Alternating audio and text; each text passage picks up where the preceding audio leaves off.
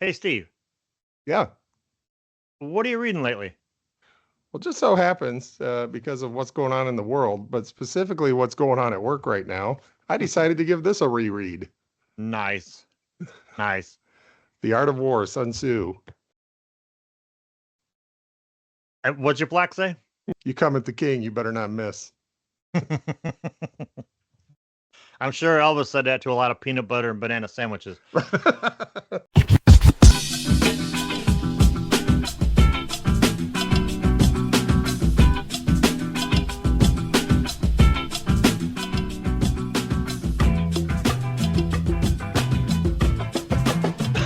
Speaking of, while we're on the subject of war, I've been reading what I feel is the greatest series in men's adventure, hands down across the board, and I want to talk about it today.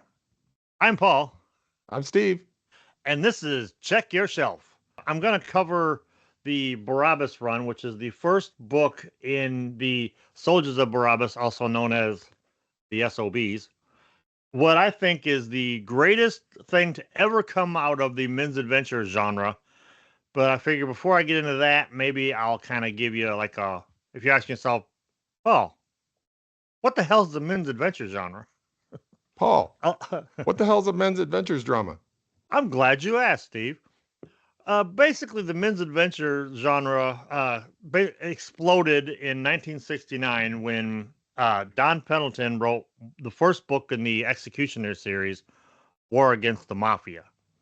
That book exploded, and he ended up over the course of from 69 to like 79 wrote like 37 or 38 of the books.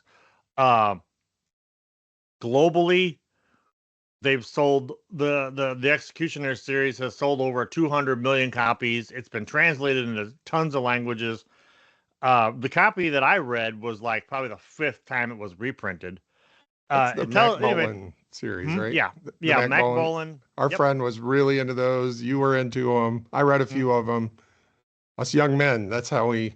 Today it's the internet. Back then it was the men's adventure novels. that's right. And it got its the thing about the men's adventure genre is it got its roots from the old pulp magazine stories because it's written very much in that style, just with the more contemporary theme. And these all these guys that were writing these books grew up reading those stories, so kind of carried over into it. Basically, you know, uh, manly man on a quest. There's always a woman involved. There's lots of death, lots of destruction. It's a what do they call that? A male power fantasy, you know. Mm.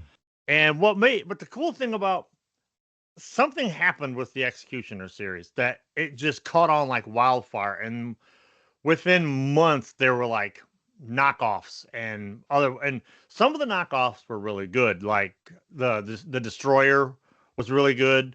The Butcher was really cool because in Mac Bolan's case, Mac Bolan was a Vietnam soldier who came home. He's a sniper. He came home and like his family had gotten slaughtered, so he went AWOL. And if any of this sounds slightly familiar, we'll get to that. He goes AWOL and goes on a war against the mafia because the mafia was responsible for killing his family.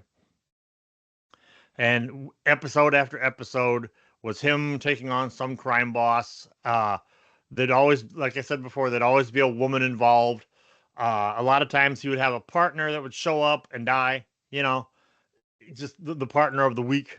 Dude, Well, spoiler alert. yeah, right. Well, there were some characters in the Executioner series that later went on to be in other books, but I'll try to get up to that in a second. Um, but my favorite ripoff title is not even close to my favorite book, but it's called The Penetrator. Oh, jeez. Yeah, That's a totally different genre, dude. that one might have been more entertaining, maybe. Anyway, so then we get to 1980, and we get to the yeehaw wild and woolly west days of Ronald Reagan in the White House, and Gold Eagle Books buys the rights for the Executioner. And Gold Eagle was a subsidiary of Harlequin romance. Like they wanted to basically they had this half of the market covered. Now let's get this half, And so they rebranded it as Mac Bolan and had a ton of ghostwriters on it. And the thing that never sat well with me with the Gold Eagle series and most of the Gold Eagle books is Mac Bolan went from being this outlaw assassin who took on, big crime, organized crime, to being a basically a foot soldier in the Reagan war against terrorism, you know. And I never liked that. How is this guy who goes from being a complete outlaw goes to being this fucking bootlicker? It never sat well with me. And some of the other characters from his earlier books ended up like Gold Eagle put out like a couple more books, like Phoenix Force and Able Team, which had characters from his previous books kind of showing up, and it was the same shit. A side note: if Mac Bolan's origin sounds vaguely familiar, Jerry Conway just completely ripped it off when he created the Punisher. And in recent times, we all know that a certain faction of law enforcement have adopted the Punisher logo. And Jerry Conway's like, I'm going to paraphrase. You guys are idiots. A certain genre of law enforcement and law enforcement groupies. Yes. They absolutely. Yes. And cosplayers. Yes. Okay, so smash cut to 1983, and the Barabbas run comes out. Episode 1 of the Soldiers of Barabbas. And what separates this is the second printing. I don't have the I don't have the first printing on me. It's in my closet somewhere. But a friend of mine on one of the men's adventure groups on Facebook that I belong to sent me this and another issue of the SOBs that I lost when I loaned it to somebody and their house fell on it. It was like the Wicked Witch of the East. A house fell on it and its feet were sticking out from under the house. It happened in that order, but not that fast. Okay. Yeah. The cool thing about the SOBs and the reason why I gravitated to it so hard was these guys weren't like government operatives. They weren't like CIA members, and they weren't FBI guys, and they weren't law enforcement. They were basically mercenaries. They were soldiers who it was in their blood, and they had a lot of them. A couple of them are like Vietnam vets because it was 1983, so they were still young enough to like Barabbas. He's the last man out of Vietnam. Mm. Literally, when Saigon fell, he was you ever see like the rails of the chopper? Exactly. That's exactly who Barabbas was, and he took a head wound that turned his hair stark white. Because I think the authors, because it says by Jack Hild, but Jack Hild is about 4 guys, which is another cool thing about this series was there's like 40 of them all together somewhere in that ballpark, and in that 40 odd books, there's like maybe 4 authors, so everything is real nice and tight and concise. Whereas in the other series, it was who the hell ever they could get to type out on a typewriter. But I think the writers wanted Barabbas to look like Jeff Chandler, so they gave him a bullet wound that gave him white hair. But nice. That tracks. That's physiologically possible. It's been known to happen. Yeah, that's right. Another thing that separates this from the rest of them is like the characters in this book, because it's like a team of like a dozen like soldiers or mercenaries. Is this book, the first book, a lot of people would say that it runs kind of slow because the real action doesn't kick in until about 150 pages into it. And this is only like 200 pages. Even though there's action throughout the whole book, it starts out, where he's basically the last man out of Vietnam. And, but what it does is it gives you a chance to learn who these characters are, to get inside these characters. And the reason why I think they did that is because not everybody in this series survives this series. It's kind of like the Zone, how like you had the whole company, and about once a book, one character would die. Mhm. That was another offshoot of the Men's Adventure, was the post-apocalyptic adventure series, and Gold Eagle had a bunch of them, and Zebra put out the Zone, which is, again, it's my favorite. I don't know if you can call it Dude, post-apocalyptic, because I think the apocalypse was still going on.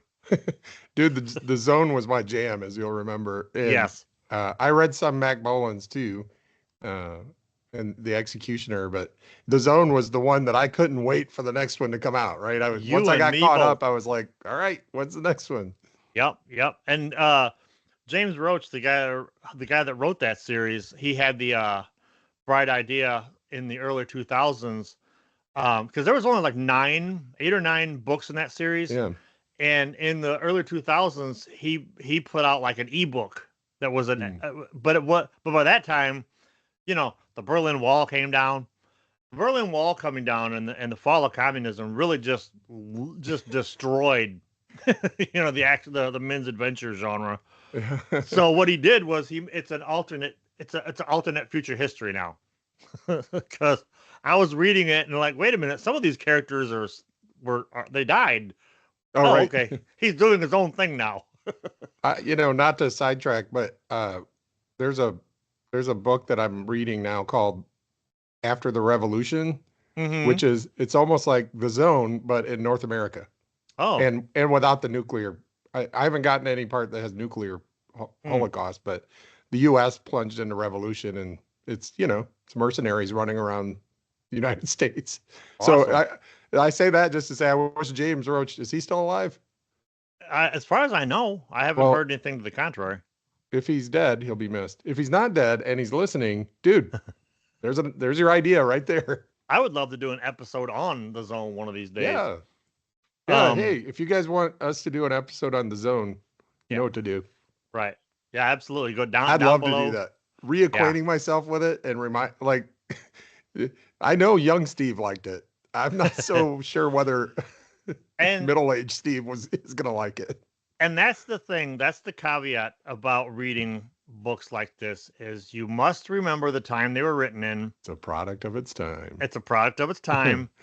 But even with this book, these are some pretty manly dudes. These are like, okay, in Predator, Arnold's group. That's them. Yeah. You get those kind of characters, but they're all so interesting, and they all have like quirks and flaws, and they're just so much. They seem so real, because each book you get like, there'll be like foreshadowing of the mission, and then the deal gets made, and then the team gets rounded up. And when the team gets rounded up, that was one of my favorite parts of the whole series, is just the wacky stuff these guys were doing when they weren't risking their lives for fun and profit. It's just crazy. A couple of them became bounty hunters. Two of them started out as gigolos. There's the one female character, she's a doctor, but they don't just play her as like this unattainable uh person. None of the guys in the group want to bang her, because of what they went through in this book. They're all like brothers, but she leads her own life and does what she wants to do. And sometimes when I say she does what she wants to do, she really does what she wants A to do. woman with agency. That's the word. Yes, Yeah. agency. But with this book, like I said, some people might call this book a little bit slow paced, because, like I said, it takes about 150 pages for it to really get going. But when it gets going, it doesn't stop. It basically, the plot for the plot for this one is, there's this little. This might sound familiar, and I'll get to that later. There's this little country in Africa called like Kaluba. They made up, because that's what they did back then. and there's this like Idi Amin look kind of dude running it, and our government doesn't know which side he leans on, so they want to get rid of him and put in their own leader, who is currently sitting in the Kaluban prison. So the SOBs get assembled. They do all their practice runs on this island in I know I'm gonna butcher it, Mallorca, Spain. That's where Lee Hatton, the doctor, has this island, and that's where they train on. Then they go to Kaluba. They have to buy a boat. They have to buy a plane. They put their all their equipment together. They launch their attack. They cripple them. They cripple their navy, which is basically one boat sitting in a sitting on a river, and they break the guy out of prison and put him, put him in on the throne. Deal with the dictator. I forget what his name is, and then they have to leave. And there's this whole like the jungle tries to basically eat them practically. It's like the river's treacherous. The guerrilla soldiers that are in the bush are treacherous. They barely make it out alive. And everybody in this book has a field of expertise. It all gets used. Like you got these Navy guys who plant the bombs on the ships. We got a couple of pilots.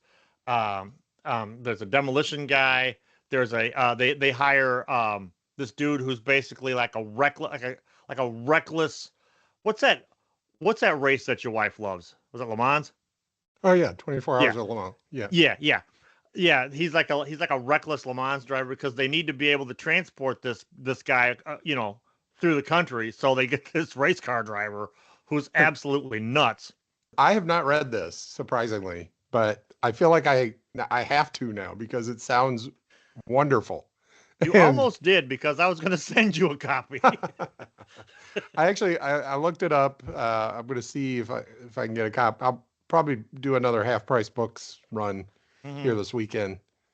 Just had my birthday, so maybe I'll go get it for my birthday. Oh yeah, happy birthday! Yeah. I just want to say, and I don't know if this one did it first, right? It may not have done it first, but maybe it did it the best, which is, as you describe this whole like, we meet the main character, something happens, there's an instigating event, then there's a plan, then you round up the team, and the team is made up of people who each have a specialty and all that.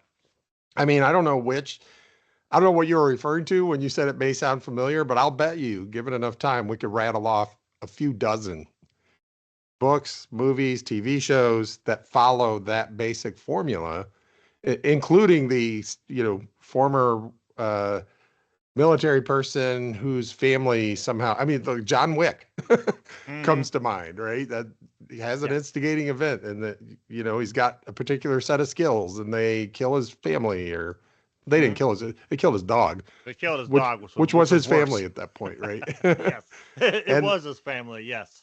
And then he goes on a murderous rampage, and even you may laugh at this, or maybe it's what you were thinking of, the A-Team. As soon as you said dude got shot and it turned his hair white, I was like, oh, like Hannibal. Yes. The best. And you got the crazy helicopter driver, you got the brain of the operations, you got the brawn of the operations. Everybody's got their specific set of skills, except for hitting anything that they shoot at. They're as bad as stormtroopers. TV censors were jerks, man. It's like you can cause their car to crash, but you can't wound them with your weapon. As long as you see them get out of the car crash, you're fine. But these things are great, and people will go, okay, I read the SOBs, but man, it seems like a ripoff of everything that I've seen already. And you go, that's how you know it's genius. It's not. It was the one being ripped off, not everything else. Yeah. Well, it did borrow heavily from something, but again, I'm gonna hold off on that to the very end. But you were talking about picking some of these up. If you did a eBay search, you'll probably notice they're pretty dirt cheap, you know. Hmm. Hmm. And like I have connections.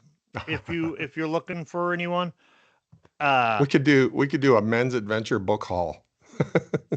bruh, I would be all over that. I just have to go into my closet. So I went to my closet today and look at what look what books I was able to pick up. Right. Well, I do here, have this. that's I have my copy of this, okay. Uh-huh. Yeah. The Hey, Dogs of War. And look at this guy. Who wouldn't read something by this guy, right? oh, you mean this guy? Oh, wait, I'm sorry, I was off center there. There we go. Let's see if we can get him to kiss. Well, I mean, you No. sent me this. Yeah. I don't know how long ago, but It's been a I've read minute. it. I've read it 2 or 3 times. Yeah. We've threatened to do a show on this Yeah. one, and we will this month. Yeah. I feel like I have to tell a few stories about my personal journey with the SOBs because I did not like the majority of books that were being written at the time. You know, through the 80s and even into the early 90s, a lot of them were not just, I just didn't like them. But of course, I loved this series. Well, what happened with me was this book came out in 83. All right. I didn't even know it existed. And then around 1988, I'm sitting at the library and they had those spinner racks of book paperbacks you could check out. And this guy is just looking at me. Jack Hill. And this cover. Oh, the This is, guy. Yeah. yes. Yeah. By the way, the artist's name is Ron Lesser. He did all the SOB books. He's ridiculous. He's ridiculously talented and fast, apparently. Anyway, this dude was looking at me from that spinner rack, daring me to read it. So I took it home, and it was unlike any of those other books I had. Because I tried Phoenix, I tried Abel, I tried, you know, I didn't really care for Mac Bolan at that point. These people seem so real, and this is book 22. So when I finally got around to reading book 1, I'm like, wait a minute, there's some people missing. What happened? Well, and then so I read it, ate it up, loved it, and then these were quarterly books. This came out next. This is book 23, Pacific Payload. This is the first one I actually bought. You know, and I read it. I read all the rest of them through that. Now, about that same time, there was a flea market down from my house, and this old dude had more goddamn books than any I've ever seen in my life, any one person ever have.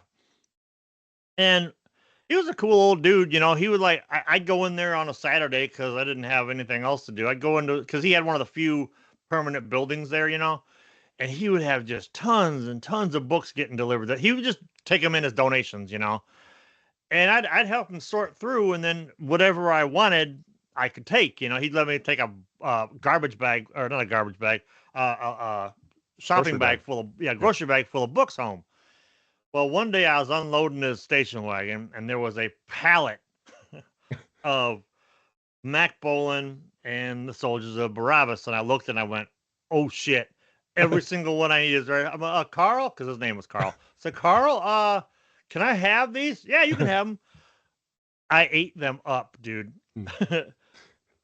There's so many there's some elements of this series that, like, again, these characters seem so real, and there's elements in these stories that make you wonder, like, there's one character in particular that, without, I don't want to spoil too much, but there's one character in particular who undergoes a major change, and everybody thinks he's crazy, but he's convinced he has connections with a higher power.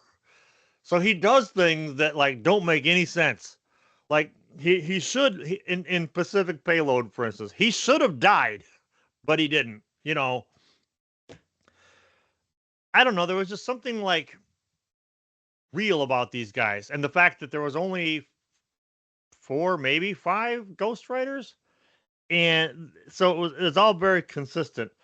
One of the beauties of these books is the Gold Eagle in particular did it was like you open up, the Barabbas Run by Jack Hild, and you open it up and it says like special thanks and acknowledgement to, and it gives like some guy's name for their contribution for this book, meaning they wrote he's the guy that wrote it. Yeah. That's awesome. But they maintained a consistent formula and a consistent feel for these characters, Mm-hmm.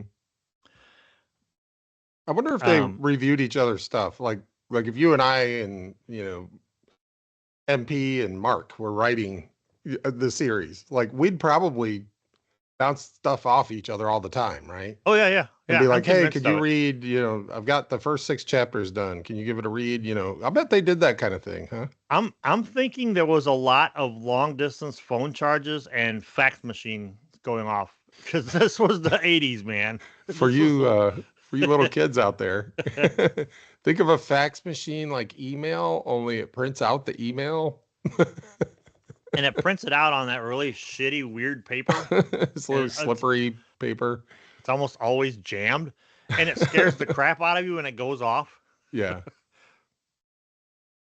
Yeah, dude, clearly these books have had an impact on you. I mean, big time. Whenever we talk about stuff, like it's a reference point, and I know, a similar genre is the space opera, and the book that I tell you about frequently that R.C. Bray reads is it's the Expeditionary Force series, and it's a similar kind of thing, only it's in space and it's updated for our modern times, so it has more modern sensibilities to it, but it's still for some kids growing up in Springfield Township,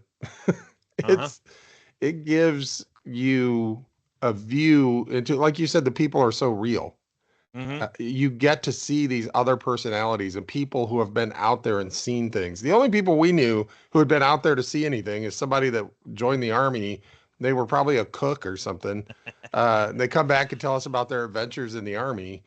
They didn't really see anything. They saw the inside of an Army base and mainly the kitchen. Although someday my cousin Howard was was a cook, but dude has some great stories, right? Rest his soul. He's right. Since passed away, but I think that's part of it is like these people that have been on adventures, and as little kids, you could kind of, I'd hate to say like Mac Bowen or this Barabbas guy would be a role model, but it gives you something to say, wow, things are possible. I can go out there and have adventures, Two things about that. One, I would consider these guys role models to this day, because the beauty of a mercenary versus a bootlicking, CIA agent is these guys have a code. And if if the money you're putting in front of them doesn't match their code, they don't give a fuck all about about the job. And you never leave a man behind. It's sort of this is a Better Call Saul reference for those that are familiar with Breaking Bad and Better Call Saul, but Mike Ehrmantraut is the ex-cop who's now, gun for hire basically. And he explains to this guy, like, the guy's like he steals some pills from work and sells it to a drug dealer, right? And he hired Mike to be his bodyguard, basically. And he's trying to explain to Mike that he's not a bad guy. And Mike's like, well, good guy, bad guy, you're a criminal. Whether you're good or bad, that's your choice. Now, Mike is a criminal, but a good guy. And he explains to people all the time stuff like, you never leave a man behind. All you have is your word. And if you're paid to do a job, you do the job. Right? Yes. That's one of my favorite aspects of like professional assassin movies, You know, they Yeah. have to go through with it, otherwise you're right. It's like the was it like the Bushido code or whatever, where your reputation is everything. You know, Yes.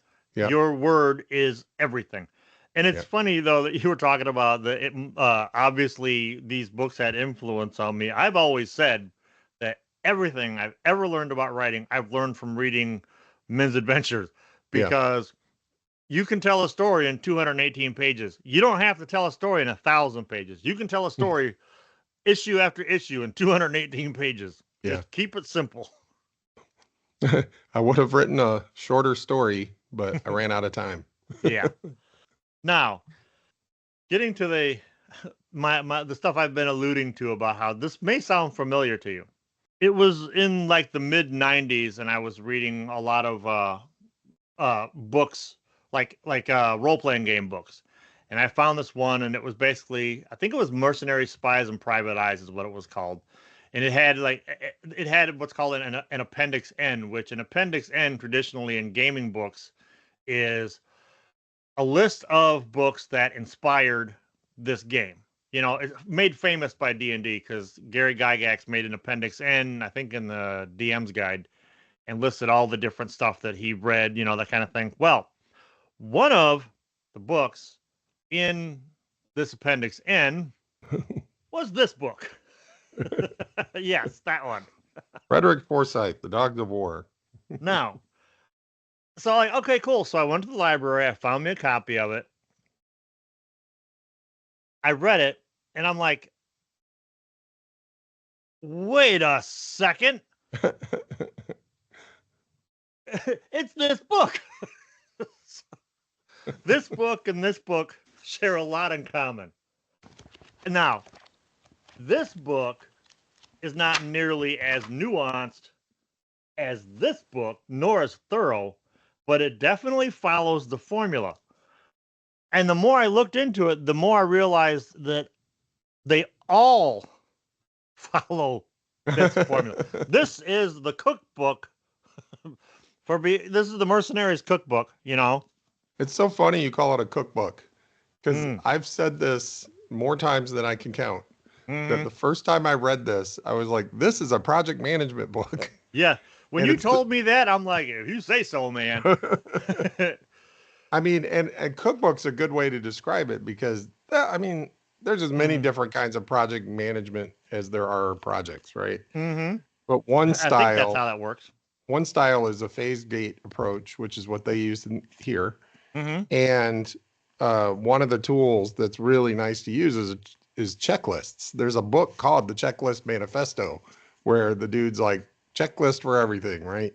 Mm-hmm. And to call this a cookbook is awesome, because if you need to topple a dictator in South America, Africa, it doesn't matter where the dictator is. If they need toppling, this is your guidebook right here. Now, you're going to be able to use crypto and stuff. They didn't have crypto back then. They had to use numbered accounts in Switzerland. Yes. But and probably fax machines and long distance charges. But Yes. the same stuff apply. And you probably need to practice better cybersecurity. Yeah. Yes. The thing is anybody who loves this book and says this book is too slow. Yeah, nice. If you love dogs, but you think the Barabbas run was too slow, go back and read Dogs. I dare you. In case you guys ain't figured it out, because the series came out in the 80s, Steve and I are kind of doing a little bit of an 80s thing. I took my hat and like pinned up the side of it. It's like a bush hat. That's right. And this is what, I'm between jobs. It's the team roundup phase of the book. I'm sitting around in this shirt, probably drunk, sitting next to, living with somebody next to the sea, probably, or next to a river. Yes. I could totally see it. And you were probably, if this was the 80s, you were probably a professional wrestler. Between jobs, I crawl to the bottom of a bottle. That's right. Until the boss comes in to pull me out of it. That's right. And say, no sorry, drinking baby. on the job. And I say, sorry, baby, I got to go do another job. Are you coming back? I don't know, baby. I don't know. And then, So you go and you do the mission, and then you come home and you find out that somebody that you were fighting against found out who you were and went back and killed your girlfriend, so That's you can right. have a new girlfriend in the next book. Well, that's a side benefit. The main benefit of having the girlfriend having been killed is now I have motivation to go on a Yes. rampage in the next book. Yes, Side benefit, I and get to have a new girlfriend, but and the old and one will be missed. yeah, and if they can manage to pull it off between Christmas and Valentine's Day, that'd be great. Anyway, so since we've talked about it so much, how do you feel about discussing the Dogs of War in our next video? I'm game. If everybody else wants us to do that, I will. My angle is going to be an angle that I'm going to guess nobody has ever used when reviewing the Dogs of War. And that's why I want you to run the operation next week. And if you guys want, I'll be more than happy to keep talking about more episodes of the SOBs as I read them. Now maybe do a little more in-depth review, since we kind of covered the broad strokes of what men's adventure novels were and what the various series were. I can go a little more in depth, or we can, if you end up picking them up and you want to read some, we can both talk about them. Out of 4 and 3 and 2 and 1, where do you rate the Soldiers of Barabbas? Where would I put the Soldiers of Barabbas? Like as a whole or as this issue? Well, I think this issue was the main. I mean, we all know where you put men's adventure as a genre. Yeah. And so let's just go with this particular issue. Well, I would say, had I not read Dogs of War, I would give it an absolute 4. But having read Dogs of War, I can't deny the fact that Barabbas Run is a bit of the cliff notes of the Dogs of War. So I'm gonna give it a, and for just being the first book, because the series does get better. It like breaks away from, like I said, it used dogs as like a template, but then it goes off and it becomes its own thing. So I'm gonna give the book a 3 for this time around, but they get much better. I might have to break into the 5s and 6s later on.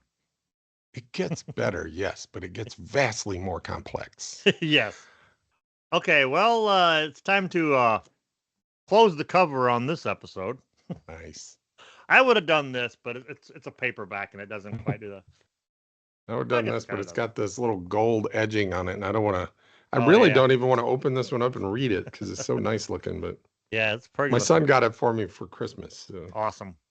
All right, well, that's gonna do it for this episode. I'm Paul, I'm Steve. and the next time you're looking for something to read, Check your shelf.